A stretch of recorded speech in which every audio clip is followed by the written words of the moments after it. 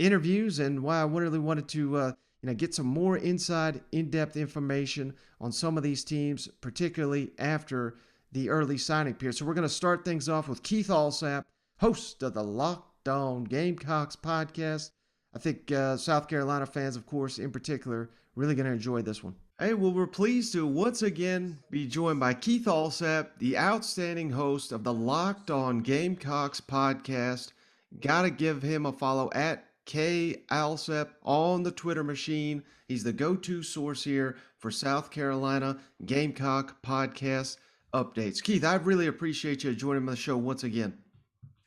Hey, always happy to jump on with you. Happy holidays and more officially, Merry Christmas to everybody listening. It's was Christmas for South Carolina football early this week, as well as for Texas A&M and Alabama and Georgia and a lot of other schools around the country. And it's getting ready to be bowl season. Yeah, without a doubt. And the Gamecocks really they started the party a little early because on Monday evening they sent the social media a buzz with the addition of former Oklahoma quarterback Spencer Rattler and former Oklahoma tight end Austin Stogner. But let me ask you about Rattler first, because we all focus on the quarterback. We give him too much praise and too much blame. But how big is this for Shane Beamer and his South Carolina program that, I mean, my God, they went from starting a coach, starting an FCS quarterback to maybe a first-round NFL draft pick here in a couple years with Spencer Rattler. So just how big is this for the Gamecocks? Well, Michael, I just think it's astronomically big for Shane Beamer. I mean, if you go back to early September, he was the Heisman front runner. He was coming off a season at Oklahoma, which he threw for 3,000 yards, 28 touchdowns, 7 interceptions, led them the Big 12 championship. And, they boat raced old Danny Kicks quitters down there in Gainesville in the bowl game. Mm-hmm. And, he was the Heisman favorite coming into the season. I mean, he still completed over 70, almost 75% of his passes for 1,400 yards, 11 touchdowns, and 5 interceptions. And, he got benched. And, South Carolina was really pursuing Max Johnson and his brother Jake Johnson, but Beamer had the relationship with Austin Stogner, who is an NFL tight end. Don't let him get lost in this. But I think getting a guy like Spencer Rattler, right, like he's not coming to South Carolina to win 6 games next year. I think he gives you instant credibility in the transfer portal to be able to attract a couple of big-time wide receivers that, no offense to Jason Brown or Luke Doty, it's just not the same buzz as having a chance to come in and catch passes from a guy like that. Yeah, and that's how I try to, I've been kind of breaking it down. I've seen, plenty of criticism. This guy, he got benched at Oklahoma, didn't work out for whatever reason. But that's not the story to me. The story is you have just monumentally upgraded at the game's most important position, and you did it overnight. He's going to be in there for spring. He's going to be in there, obviously, for fall. They'll be good to go with, that was the hottest topic all offseason. Who's South Carolina going to have at quarterback? We got some talented guys, but they never played. This is a guy that you said is a championship quarterback, led his team to the Big 12 championship. He faced SEC defenses. He knows what it's about. And I think that's how you got to judge it. You got to judge it by what you had, not necessarily what went wrong. And I can't think of any way this is bad for South Carolina. And I think this legitimately, probably my favorite thing, in years past, a guy like Shane Beamer, you'd have to say, well, we can't judge him until year 3, year 4, till we see him, he's get his players in there and they're more mature. Now with the transfer portal, this is the beauty of it. You automatically upgrade to a guy that right now, I know they got almost a year to get him ready, but if they were going to go take the field tomorrow, they got confidence in their signal caller. and they just didn't have that all of last year, which is just huge. Yeah, I mean, you've got an accomplished guy who does not lack for confidence. Okay. I think he got humbled this season, from my understanding, even in the portal. That was a little bit of a humbling experience. I think maybe he did want to go back closer to home, and all of a sudden, Arizona State's quarterback decides, I'm coming back, and UCLA, takes Gabriel from UCF, which, I mean, that guy's a good fit for Chip Kelly. Mm-hmm. But I think this gives South Carolina's offense, which, by the way, finished 116th in the country, okay, a much needed shot in the arm. And, it set the program with a lot of buzz. Speaking to sources inside the program, their phones were blowing up, with 2023 recruits, guys in the portal instantly being drawn now more to South Carolina, because that's just a game changer. I mean, I joked on my podcast that, if you kind of felt the ground moving in the Carolinas and Georgia and Tennessee and Florida, that was a seismic shift in the SEC East, because I don't think anybody has a quarterback like Spencer Rattler coming back in the SEC East. I mean, Florida, I mean, Billy Napier's got a big rebuild, partly out of his own choice. Mm-hmm. I do like Anthony Richardson, and certainly you got to like Hendon Hooker coming back at Tennessee. But Spencer Rattler, statistically and on paper, is probably the top quarterback in the SEC East. And I think he's going to be a huge draw for South Carolina in the transfer portal over the next 6 months.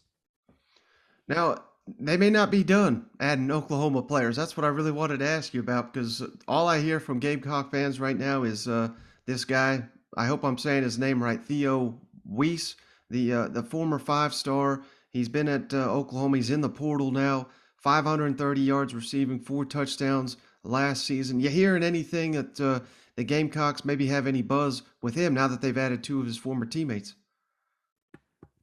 I mean, you hear a lot of things, and Weiss was in the portal, but I think his family situation is going to lend to him staying closer to home. And look, why wouldn't you just, now that you got Brent Venables, but more importantly, you got Jeff Lebby, okay, why wouldn't you want to catch passes from Caleb Williams in his offense next year? And so I'm kind of expecting him to stay at Oklahoma. But I do think that, there certainly are going to be a lot more guys in the portal after bowl games. There is going to be frantic probably from, January 2nd until guys can enroll for that spring semester, whenever that is in January for your school. And then there'll be more guys in the portal that you can bring in the summertime. So I think, buckle up really for everybody, because this transfer portal thing is changing college football. That's why you're not going to get 4 or 5 years now. Mm-hmm. You're going to get 2, maybe 3 seasons at the most. And if you hadn't turned it, they're getting somebody else, because the transfer portal has really changed the game. Now, I apologize if I missed it. I just got back from vacation, as you know, but Josh Vann, is he coming back? And does Spencer Rattler, I got to assume with getting him, now all of a sudden, South Carolina coming back is a lot more attractive to Josh Vann. All indications are Josh Vann is coming back next year. I also think in the spring you'll see Jaheim Bell transition to being a full-time wide receiver. That gives you 2 guys. Amarian Brown, I thought, was completely underutilized at South Carolina. You've got Xavier Legette, who made a couple of big catches this year. Omega Blake is a very talented kid, as a former high school quarterback and defensive back and wide receiver that they redshirted. Outside of those guys, though, I think it's wide open at wide receiver. Landon Sampson is a signee who's coming in from Dallas South Lake Carroll, who's a very polished receiver, 6'1", 180 pounds, legitimate sub 4.5 speed, and a guy with really good hands. He's an early enrollee. I think he's got a chance to really come in and help the program. But then I think, South Carolina only signed one other wide receiver who plays 8-man football and is very raw, high Mm-hmm. upside, but probably not ready to play. And I think you're really going to see South Carolina focus on trying to bring in at least two portal wide receivers. Now, the other big question there in Columbia that I'm getting peppered with, and I thought this guy was as good as gone, but it's been a while.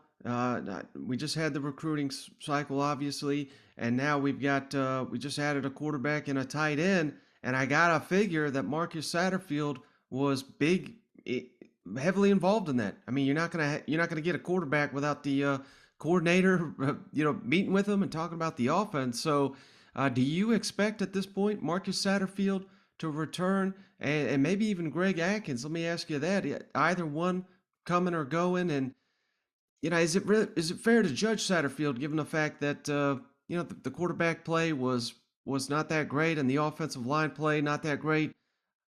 I don't care if you had Joe Brady last year. If you don't got a quarterback, you don't have an offensive line, and you're lacking receivers. I mean, I'm hitting all the boxes here. It's tough to grade an offensive coordinator, in my opinion, based on all the issues that South Carolina had. I mean, there certainly were issues, but Mike, South Carolina returned four starters and two other guys who had started some games off an offensive line where Kevin Harris led the SEC in rushing. I think the scheme was completely different and very complex. Greg Atkins is had some health issues. He's had some personal family issues. And I just have to think with Spencer Rattler coming in, I mean, Shane Beamer was asked that question uh, on Wednesday during his National Signing Day press conference, and I thought he totally deflected and didn't mention Marcus Satterfield's name one time. Hmm. I mean, he's playing this thing very close to the vest.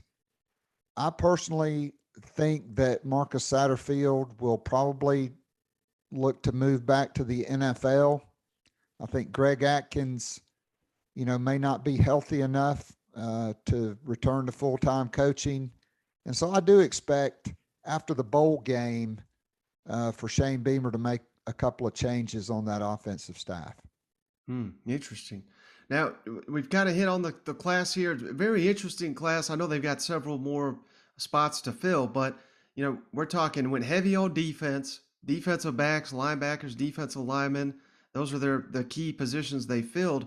Yet on offense, like you said, they only added a couple receivers, a couple offensive linemen, and a quarterback. So you kind of already hit on the receivers. Is there any other position or a position or two that you'd really like to see the Gamecocks add, either via the high school recruiting or via the transfer portal heading into the spring?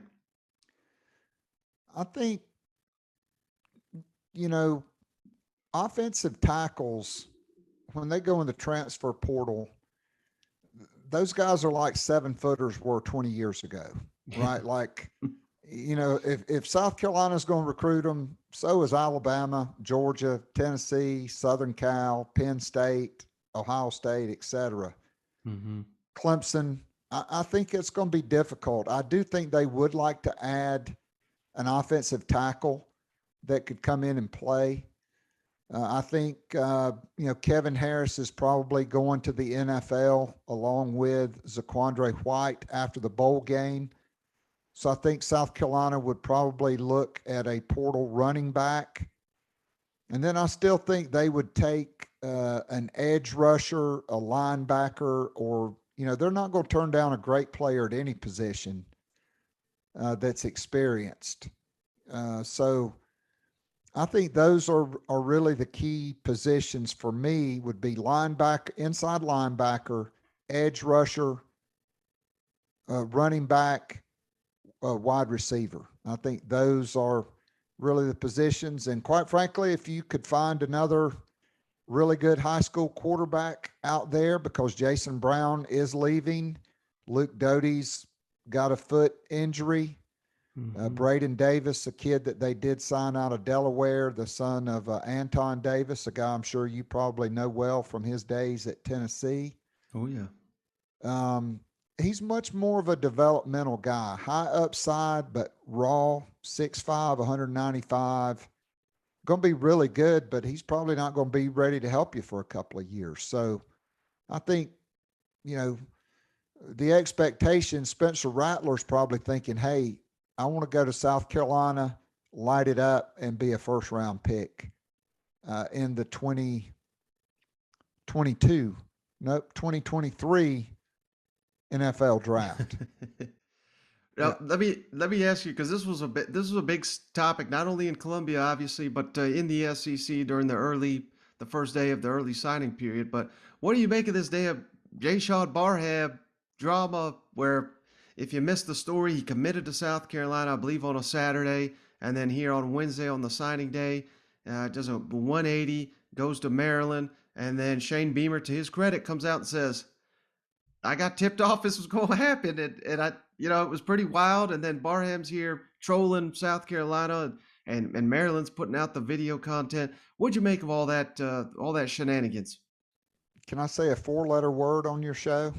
Absolutely, totally uncensored here. It was a total shit show. Yeah. And I really feel bad for the kid because clearly the adults in his life, if that was the case and they were still, the parents, the family were still telling Shane Beamer at 11 p.m. on the night before signing day he was coming to South Carolina, and evidently this whole thing was orchestrated. Mm-hmm. I feel bad for the kid because, he's 17 years old. Do kids change their mind? Sure. But if this whole thing's been orchestrated from the beginning, and then Mike Locksley, everybody knows that guy's a ruthless recruiter, but I just have no respect left for him. Just the public trolling, the videos, the tweets. I just thought it was like summer vacation, no class. Yet at the end of the day, I mean, you may be losing a talented kid, but I think Beamer danced around this. But I'll just say it. I mean, I think you're better off without this type of character into your program. Even if I don't care if he's a 5 star, I don't know if it helps you. Uh, but speaking of the ones that South Carolina actually got, if you had to pinpoint one or two signees that you think will make the biggest impact next season, aside from obviously the transfer from Oklahoma, who do you think that player or players will be for the Gamecocks?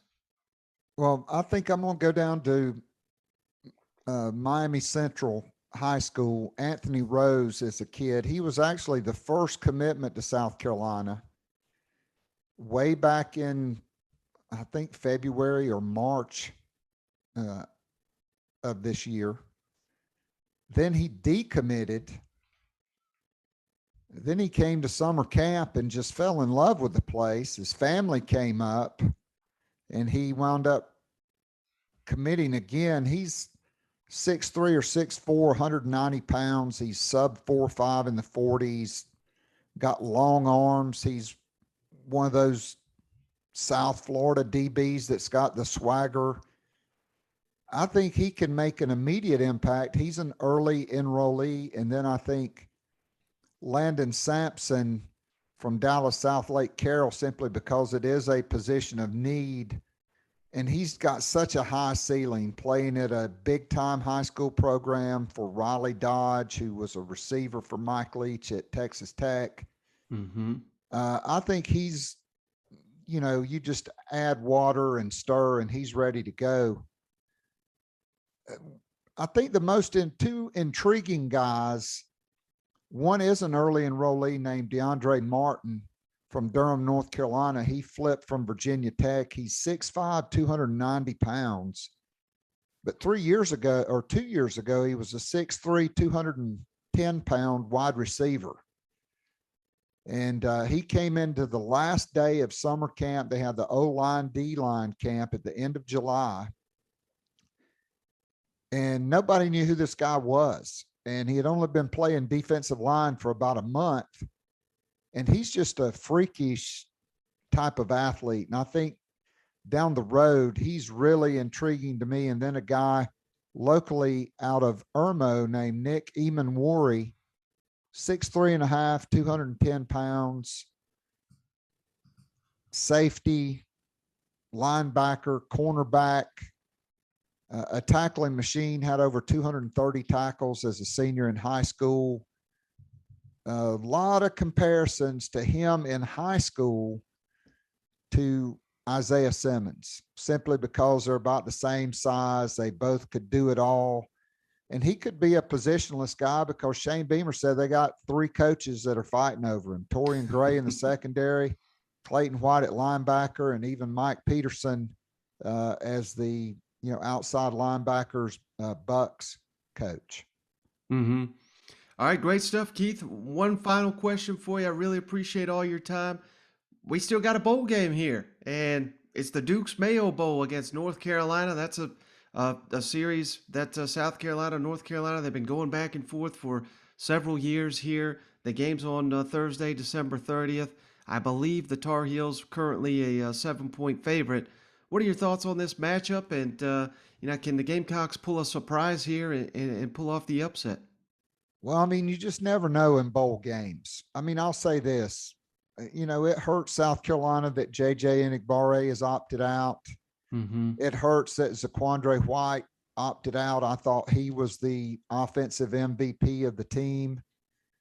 And then Jason Brown kind of got his feelings hurt when Spencer Rattler transferred in. He's in the transfer portal. And so Sam Howell, who's going to be a first-round pick, he's not opting out of the bowl game. North Carolina, I would have never imagined Mac Brown could outdoor and Dave Doran in that North Carolina NC State game. I mean, they blew a 30-21 lead with 2 minutes and 12 seconds to go in that game. And so that's kind of bizarre.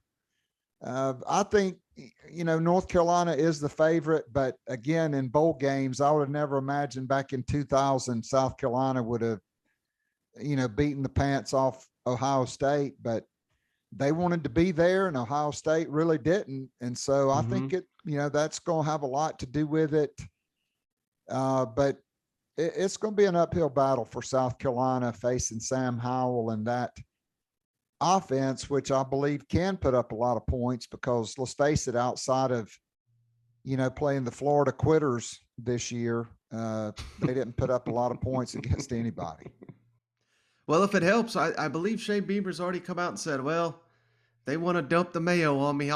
For a win, I'll do it. So, hey, maybe that'll inspire the Gamecocks to get up for this game and have some fun there in the Duke's Mayo Bowl. But, hey, I really do appreciate you, Keith. Keith Allsep, give him a follow at K. Allsep on the Twitter machine, host of the Locked On Gamecocks podcast. Keith, I really appreciate you joining me and dropping so much knowledge here for the audience. Man, I really appreciate you. I mean, Michael, you're the dean of SEC podcasting. Everybody knows you're the go-to guy, and it's just an honor. So Merry Christmas to you, and is it Cousin Shane? Is that right? Yes, sir. Yep. Merry Christmas to you guys. And, well, I just can't say go Vols, but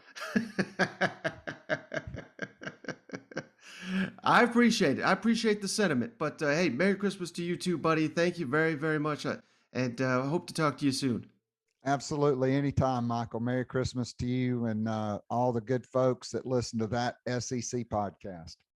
All right. Just want to say thanks to my man, Keith, for joining the show, providing some insight there. Keith's been on the show a number of times. I've been on his show a number of times. He does an outstanding job. If you're not already listening to the Locked On Gamecocks podcast, cannot recommend it enough. He has multiple guests each week. He does a heck of a job covering the South Carolina Gamecocks. So really appreciative of Keith for joining the show.